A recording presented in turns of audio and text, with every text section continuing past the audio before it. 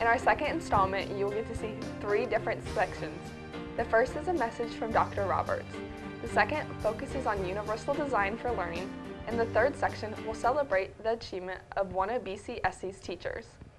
In our first segment, we will catch up with Dr. Roberts working in his office.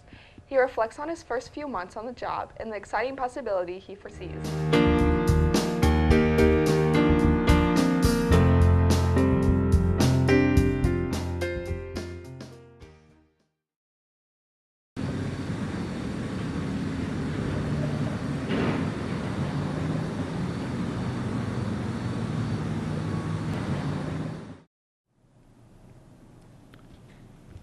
Well, hello. Gosh, I guess it's ready to go with our second episode of BCSC in action. Really excited we were able to roll out the first one last month, and as we get into things again and roll throughout this school year, it's going to be a great program and gives us an opportunity as a school corporation to share the awesome things that are going on in the Bartholomew Consolidated School Corporation. As I reflect upon my first 90 days as Superintendent of Bartholomew Consolidated, it's been a really exciting time. I've had the opportunity to lead 4 school board meetings already. I've met with many stakeholders within our school corporation, spoke to a number of organizations within our community, and visited all the buildings within our school district. Now that might not sound like such a daunting task, but we do have 21 buildings within Bartholomew Consolidated Schools. And if you're wondering, 21 buildings, how does that all work out? We have 18 buildings who have student learners in them. And you might wonder about, why would he say learners? We are going from infants to adults in regards to the education that we are providing to people in the Bartholomew Consolidated School Corporation district and area. And so we have the 18 buildings. We start off with McDowell, which is, a lot of people think of maybe as an adult education center, and it certainly helps with students who attend there from our high school level and maybe just need some different opportunities as they pursue their high school diploma, as well as adults in our community, including English language learners and trying to better understand or learn the English language. But we also in that building have infants and all the way up to preschool age students that we are working with, and that is just a really neat thing. And then next we have a Johnson preschool, which is a preschool only building here within our district, and then 11 elementary schools. And so when you think about the geography of Bartholomew Consolidated School District, we go from Taylorsville to the north, and we come on down around the city of Columbus, and we hit Rock Creek and Clifty Creek and on down to Southside and Mount Healthy, and then within the city itself with Parkside and Richards and Schmidt and Smith and CSA Fodry and CSA Lincoln, 11 elementary schools that we encompass there. And then we go to 2 middle schools with Central Middle School, pretty new building for us here, and Northside Middle School over on that campus that has so many buildings, with Columbus North High School, then Schmidt Elementary sitting next to it, and then of course Columbus East High School. But we also offer a 3rd high school option when we think about CSA New Tech. So all those buildings from McDowell to Johnson to our 11 elementary schools, 2 middle schools, 2 high schools, 3 high schools, adding CSA New Tech, we have a lot of opportunities for our students, and I think that's been really exciting. And on my visits to those schools, I found that out. I've come to learn in visiting those 21 buildings. I guess I need to add that 18 schools, 3 adult buildings. We have actually 3 buildings that have adults only in them, including this administration building, which is where we're filming today's show, as well as our technology building and our transportation and maintenance building. So as I've visited those, I've become very impressed with the Bartholomew Consolidated School System, as I believed I would. I accepted this position believing I knew a lot about the school corporation and how great things were. And I've, again, just been very impressed with the wonderful staff and students I've had a chance to interact with, understanding our administrators a little bit better and appreciating the excellent leadership they're providing to our students, coming to better understand and know the impressive programs we have in place and the opportunities we are providing to our students. And then realizing, as I look at all of this stuff that we're trying to take care of, that Dr. Quick and our maintenance team did an outstanding job of managing over time 21 buildings and making sure they are well taken care of. Because within those 21 buildings, if I think about these school buildings in particular, our elementary schools average 80,000 square feet. Our middle schools average 171,000 square feet, and our high schools average 509,000 square feet, so over 1 million square feet in our high schools alone. That gives us 2.5 million square feet to take care of as an organization. That's quite an impressive number, and we sit on nearly 300 acres as a school corporation. So really interesting in terms of me getting the chance to get out to all these schools, try to understand what's going on, and seeing how we manage and maintain those. And then, again, probably most important to me is beginning to understand the people that work within them and seeing how they are doing their job and how we are producing better learners within our system. During my visit to the buildings, I've tried to learn as much as possible. So thinking about these 90 days, it really was important for me to be patient and to seek to understand. And that's what I've tried to do. And each building I went into, I asked really 3 questions. And the first question was always, what are you most proud of? When you think about your building, when you think about Bartholomew Consolidated Schools, what are the things that you're most proud of? And I received some excellent answers in regards to that, and have started to frame those up and see how that will work as we further things and look to create a district improvement plan. To counter that question, I did ask, what are some opportunities for improvement? There were always opportunities, so what might those opportunities be? So I tried to gather those and put them into a spreadsheet and start seeing what opportunities we had. But then I also did ask perhaps an interesting question to our listeners or the watchers of our program. What are our sacred cows? What are those things that we're holding on to for one reason or another that are out there that maybe we need to take a further look at, investigate, and decide whether or not those are appropriate for us? And those, it could be a program or whatever the case might be. And so I wanted to understand that as well as I dig in and begin the work on a district improvement plan.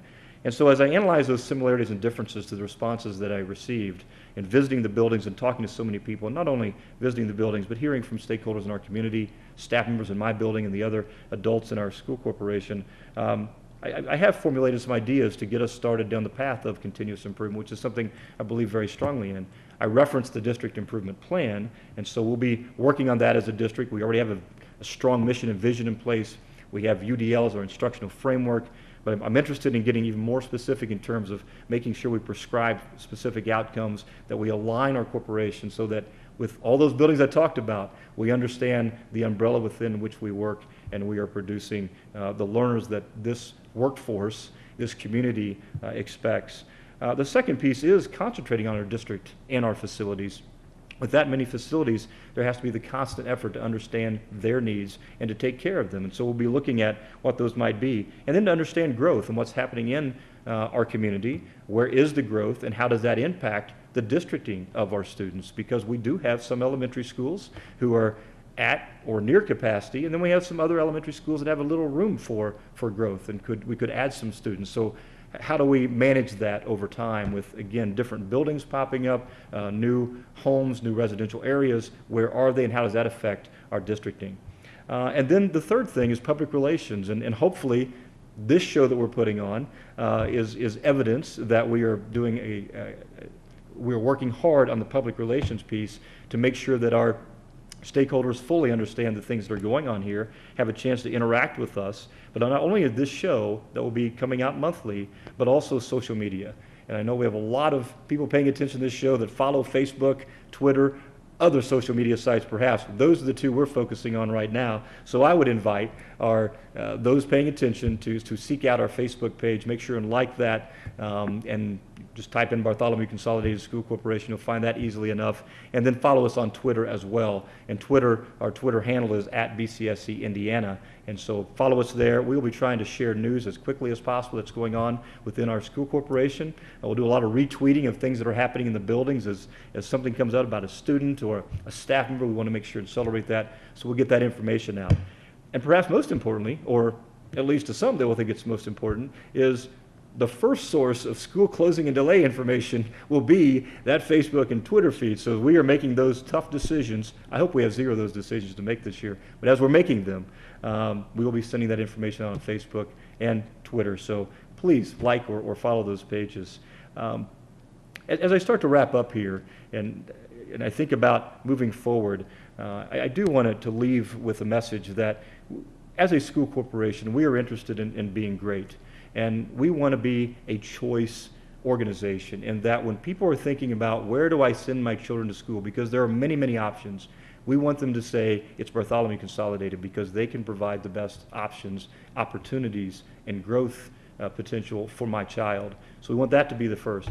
But we also want to be the employer of choice. So when somebody is looking for a place to work, they will look at Bartholomew Consolidated and say, that's a great place to work, and I want to get involved in that. And then lastly, we want to be an investment of choice. So I want our taxpayers, as we are a big chunk of the taxes that people pay. We understand that and appreciate that. We want, when people are paying their taxes or donating perhaps to us in some other way, that they're doing so in a way that they feel good about, so that we are an investment of choice for our stakeholders within our community. We hope that we create that trust and belief in our system that all those things, school of choice, employer of choice, investment of choice, can work out. So I look forward to continuing this show each month. Hopefully it's informative to those who are paying attention, and appreciate all the support for the Bartholomew Consolidated School Corporation. Thank you.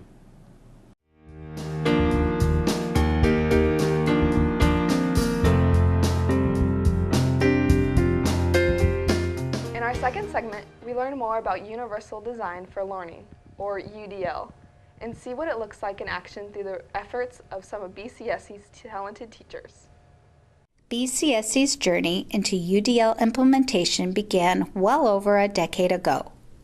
We began with a self-reflective look at district-wide service delivery. In 2003, our preparation began when 6 schools developed a 3-year UDL-focused action plan, and positive behavior instructional supports became implemented across the district. In 2006, BCSC began integrating UDL district-wide with UDL teams, and UDL goals became included in the school improvement plans. By 2007, BCSC scaled up UDL implementation when instructional consultation teams, led by IC facilitators, were being trained in instructional consultation and began the process of acutely removing barriers to instruction and learning. During this time, UDL training became school-wide and became the district's framework for the design and delivery of instruction and learning environments. In 2012, a new teacher success rubric was piloted, focusing 50% on the implementation of UDL and 15% on PBIS. In 2013, BCSC continued to scale up implementation when the IC facilitators evolved into UDL facilitators. As BCSC worked toward optimization of implementing UDL in 2015, district school-wide learning outcomes resulting from the characteristics of an expert learner became a measurable tool for teachers and students. Today, Universal Design for Learning continues to be the framework through which all initiatives and policies are filtered, supported, and implemented. We enjoyed another great week of learning at the 2016 UDL Summer Institute. This past year's focus was on the characteristics of an expert learner and their role in our school-wide learning outcomes. BCSC teachers and staff had access to learning experience designed by UDL experts from around the country and right here from BCSC as well. Here are a few comments from our teacher participants who, in reflecting on the week, share what was most meaningful to them. Everything. I feel more confident in my abilities to provide resources for the students to become expert learners. That so many of the facilitators return to this year after year. I've only been to the last 3 years, but to see the same people returning and leading out not only their small groups, but their daily sessions is unreal and awe-inspiring. Each of the classes had something to offer, but knowing that we had these leaders there to answer our questions was, for me, the most comforting and meaningful part. Having the tools and support to implement those tools within the classroom on a daily basis. I really enjoyed hearing from the building administrators and UDL coordinators on how UDL was implemented in the classrooms this past year, focusing on the school-wide learner outcomes and repeatedly hearing about the qualities of an expert learner was extremely helpful. My name is Kristen Hollenbaugh and I teach at Mount Healthy Elementary. This is my 6th year teaching.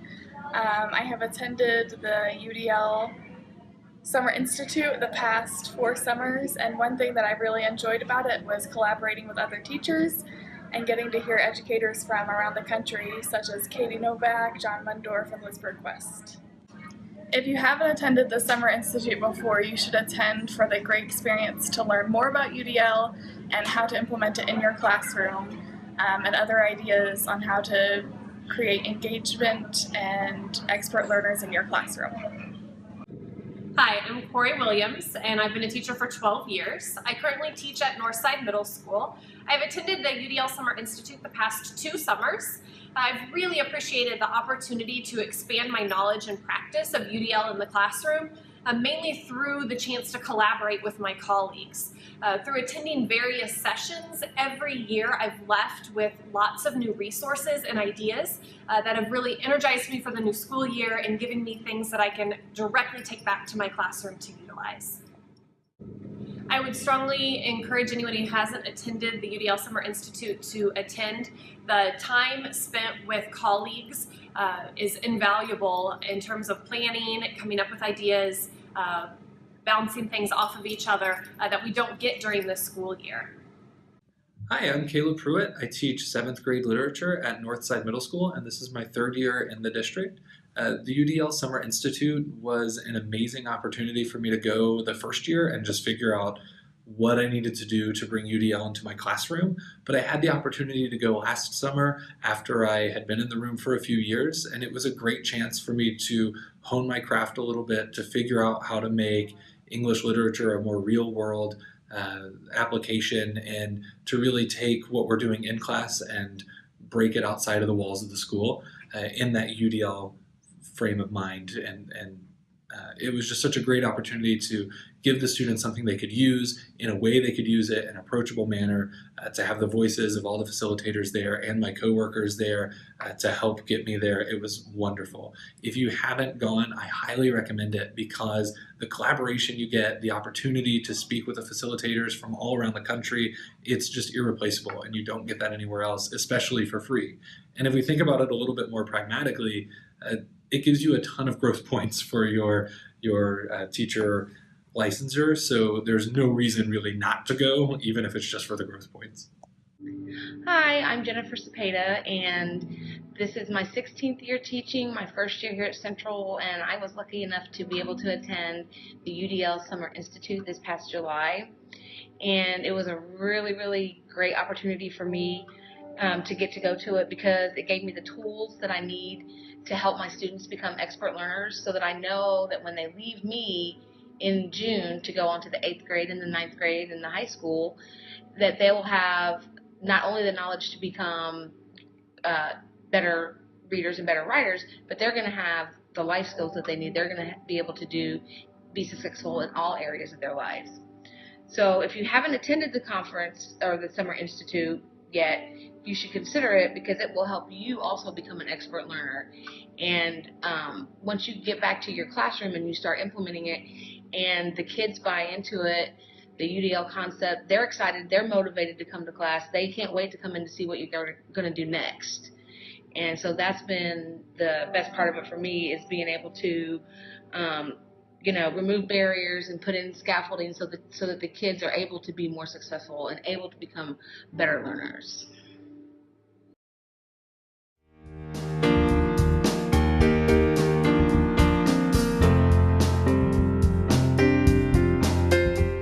In our third and final segment, we learn about an exceptional teacher at Columbus North High School, Mike Spock, and the award he earned.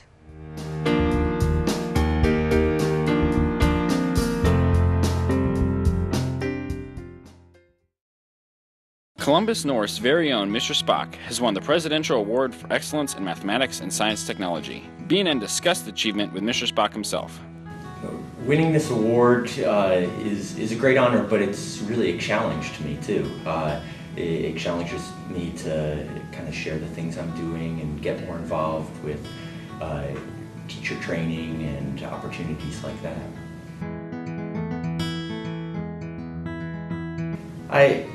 I think I work as part of a great department. I've learned a lot from the teachers that I work with. I try to always innovate in my classroom and keep it active for the students and really involve them in their own learning. And I think just the variety of subjects that I teach probably helped me too.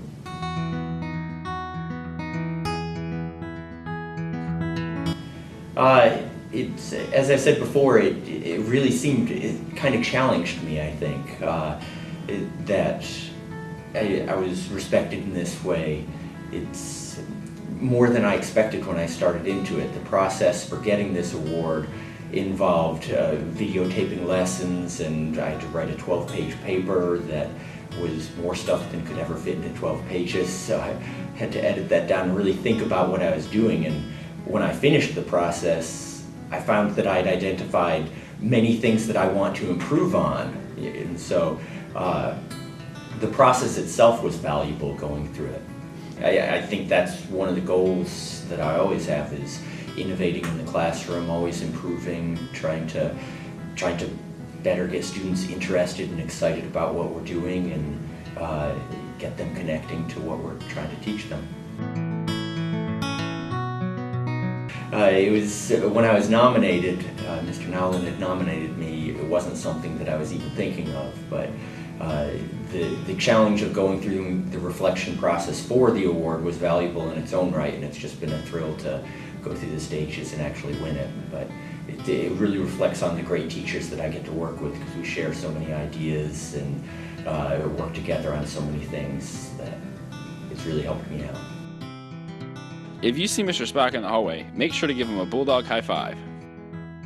This is Keith Wilson.